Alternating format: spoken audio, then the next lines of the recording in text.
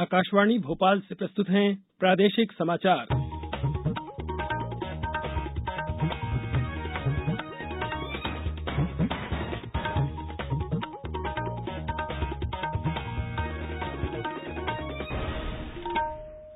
नमस्कार, समाचारों के साथ मैं नवनीत चौबे। पहले एक अपील।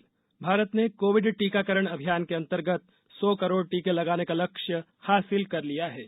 इस महत्वपूर्ण कार्य में योगदान करने वाले चिकित्सकों, नर्सों और अन्य स्वास्थ्य कर्मियों का आकाशवाणी अभिनंदन करता है।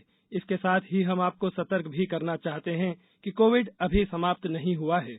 आप सभी से हमारी अपील है कि यथाशीघ्र दोनों टीके लगवाएं और अन्य लोगों को भी टीके लगवाने के लिए प्रेरित करें। विवाह और अन्य समारोहों के दौरान इन 3 आसान उपायों का पालन अवश्य करें। मास्क पहनें, 2 गज की दूरी बनाए रखें, हाथ और चेहरा साफ रखें।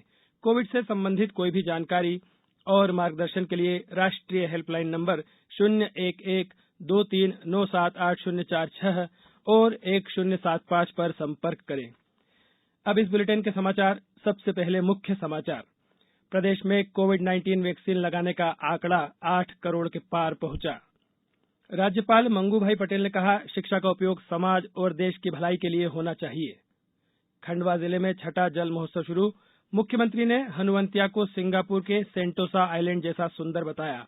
और भोपाल सहित कई जिलों में छाए बादल, सिवनी में हुई बारिश। अब समाचार विस्तार से।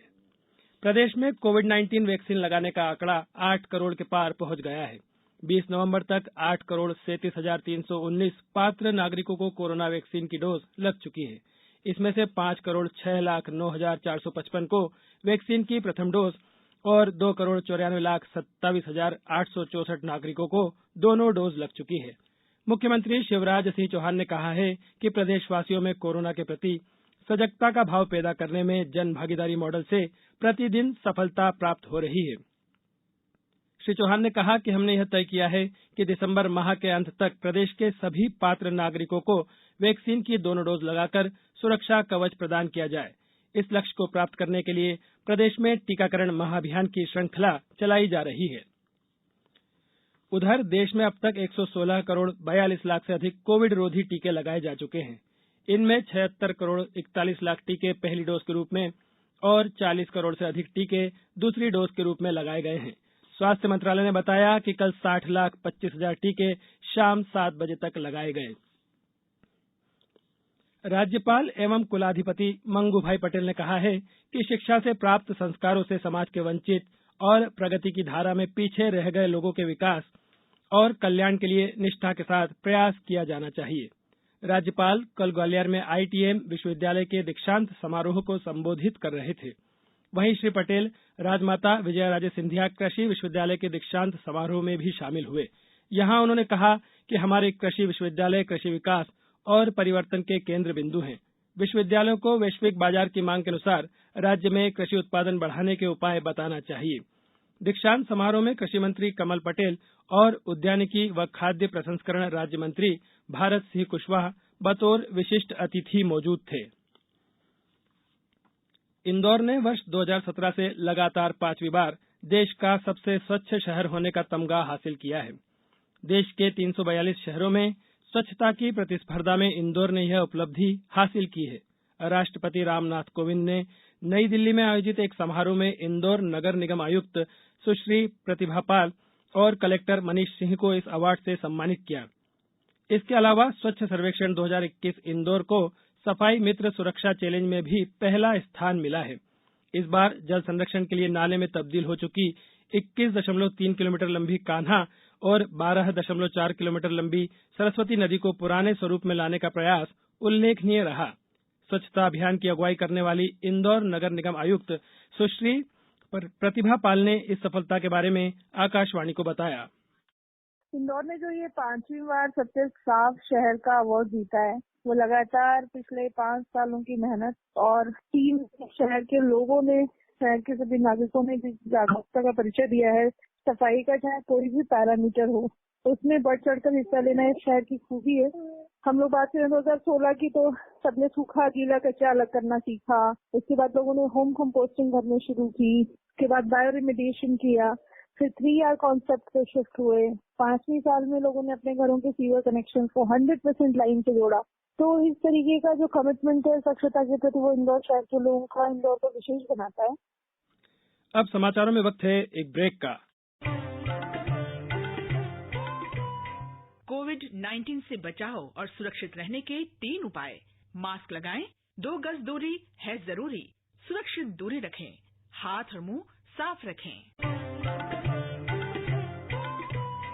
ब्रेक के बाद समाचारों में एक बार फिर आपका स्वागत। मुख्यमंत्री शिवराज सिंह चौहान ने कहा है कि प्रदेश के हर गांव, हर घर तक पानी पहुंचाएंगे। उन्होंने कहा कि पूरे प्रदेश में सड़कों, सिंचाई, पेयजल, शिक्षा, स्वास्थ्य आदि से जुड़ी विभिन्न योजनाओं पर कार्य चल रहा है।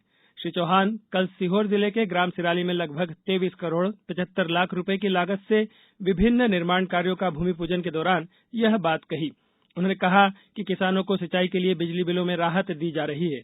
किसान को 5 हार्स पावर तक सिंचाई बिजली बिल के लिए केवल 3600 रुपए जमा करने होते हैं, जबकि सरकार द्वारा 53,000 रुपए का भुगतान किया जाता है। मुख्यमंत्री शिवराज सिंह चौहान ने कहा है कि हनुवंतिया सिंगापुर के सेंटोसा आइलैंड जैसा सुंदर है। सेंटोसा आइलैंड के भ्रमण के दौरान ही उन्हें हनुवंतिया को पर्यटन स्थल के रूप में विकसित करने की प्रेरणा मिली थी। उन्होंने कहा कि यहाँ का गहरा नीला पानी समंदर जैसा है। श्री चौहान कल खंडवा जिले के हनुवंतिया में आयोजित 6वें जल महोत्सव को संबोधित कर रहे थे। श्री चौहान ने कहा कि यहाँ आने वाले वर्ष में सांस्कृतिक गतिविधियों के साथ ही विभिन्न साहसिक गतिविधियां, scuba diving, Joy ride, hot air balloon आदि प्रारंभ की जाएगी।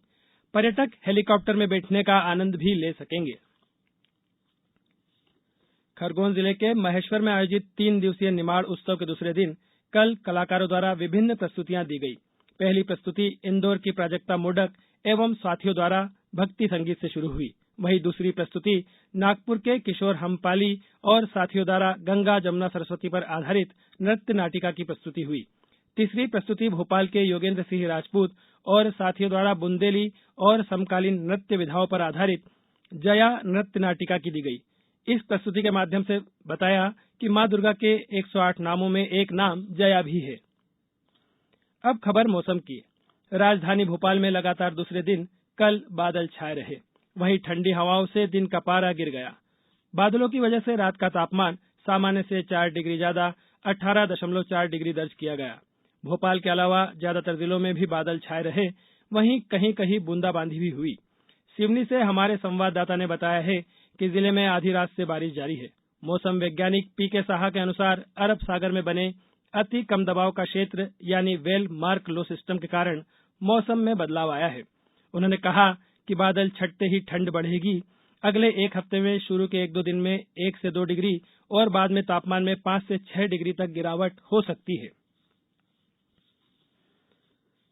प्रधानमंत्री नरेंद्र मोदी इस महीने की 28 तारीख को आकाशवाणी से मन की बात कार्यक्रम में अपने विचार साझा करेंगे। यह इस मासिक रेडियो कार्यक्रम की 83वीं कड़ी होगी। प्रधानमंत्री ने कार्यक्रम के लिए लोगों से अपने विचार और सुझाव देने को कहा है। श्री मोदी ने एक ट्वीट में कहा कि वे इस महीने मन की बात कार्यक्रम के लिए लोगों से संभावित विषयों पर सुझाव चाहते हैं।